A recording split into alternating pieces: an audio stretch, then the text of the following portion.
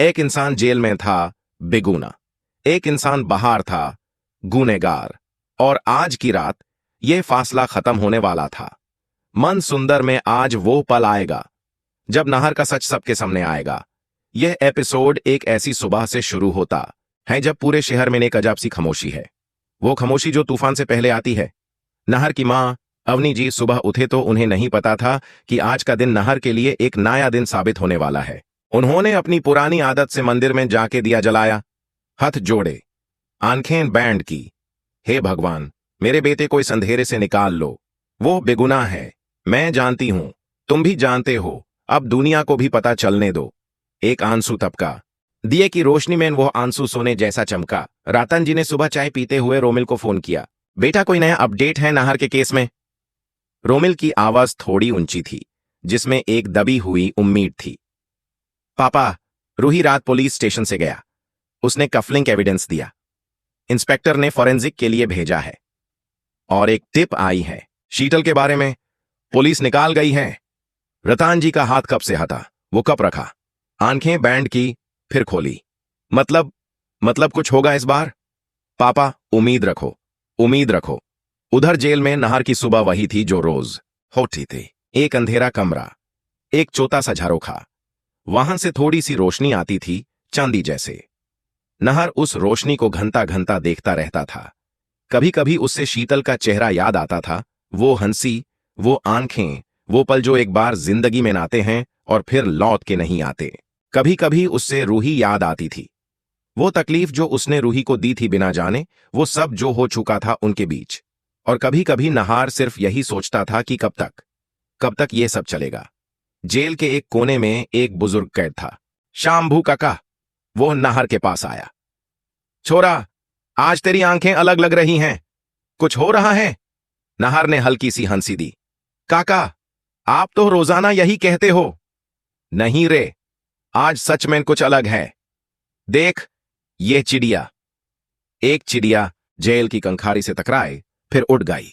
जब चिड़िया खुद बाहर जाए तो समझ इल्फकत का टाइम आ गया है। सुन ले, आज कुछ होगा। नाहर ने फिर देखा उस चिड़िया को जाते हुए। अंदर कुछ हिला, वो कुछ जो काफी अरसे से सोना पड़ गया था। रूही सुबह उठ के सीधा वापस पुलिस से स्टेशन गई।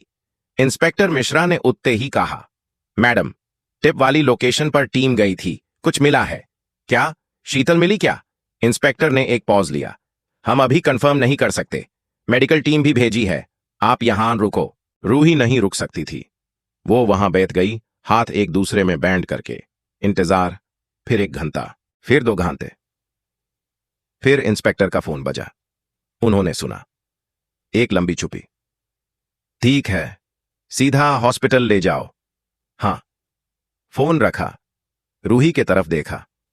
कोई औरत मिली है, काफी कमजोर है, बेहोशी की हालत में थी। अभी हॉस्पिटल ले जा रहे हैं। आइडेंटिटी कंफर्म होगी तो तुम्हें बताऊंगा, लेकिन इसके फीचर्स? मैडम, प्लीज इंस्पेक्टर साहब। इंस्पेक्टर ने एक सांस ली। शीतल से मिलती जुलती है। रूही की सांस रुकी, फिर चाली, फिर रुकी। आंखों में आंसू थे, लेकिन यह आंसू राहत के थे। शीतल जिंदा हो सकती थी। शीतल जिंदा हो सकती थी। मतलब नाहर बेगुनाह है, लीगली भी, प्रैक्टिकली भी, हर तरफ से। मतलब स्पार्श का झूठ सच के सामने है। मतलब अब सब कुछ बदलेगा। इधर स्पार्श के घर फॉरेंसिक टीम आए। स्पर्श ने दरवाजा खोला तो 2 इन्वेस्टिगेटर्स थे सामने। स्पर्श जी, आपको कुछ सवालों के जवाब देने होंगे, और यह कफलिंक, इसका टेक्निकल एनालिसिस करना है। स्पर्श ने एक लम्हे के लिए रास्ता रोकने की कोशिश की, फिर एक अंदर की आवाज ने कहा, छोड़ दे, सच ज्यादा देर नहीं छुपेगा। स्पर्श पीछे हट गया, अंदर आने दिया।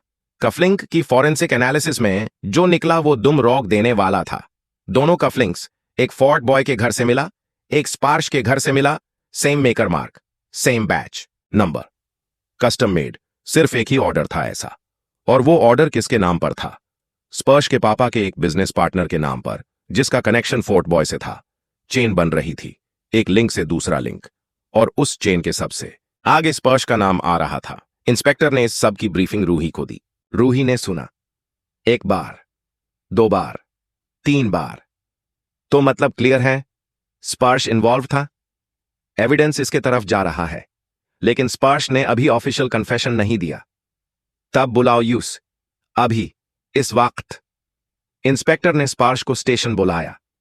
स्पर्श स्टेशन पहुंचा, स्विट में, टी में, जैसा हमेशा रहता था। बाहर से काल्म, अंदर तूत हुआ। एक इंटेरोगेशन रूम में ले गए यूसे। इंस्पेक्टर सामने बैठ गए। एक टेबल, एक लैंप, और वो कफलिंग ग्लास के अंदर एविडेंस के तौर पर रखा हुआ। स्पर्श की नजर उस पर गई एक बार, फिर वो नजर हटाई। स्पर्श जी, आप जानते हैं ना ये क्या है? कफलिंग है आपका। साइलेंस।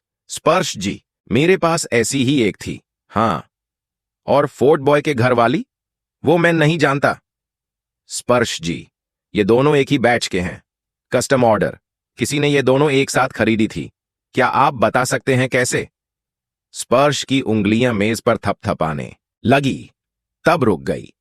एक बार आंखें बैंड की, फिर खोली। मैं लॉयर के बिना कुछ नहीं बोलूंगा। इंस्पेक्टर ने एक नोट लिया।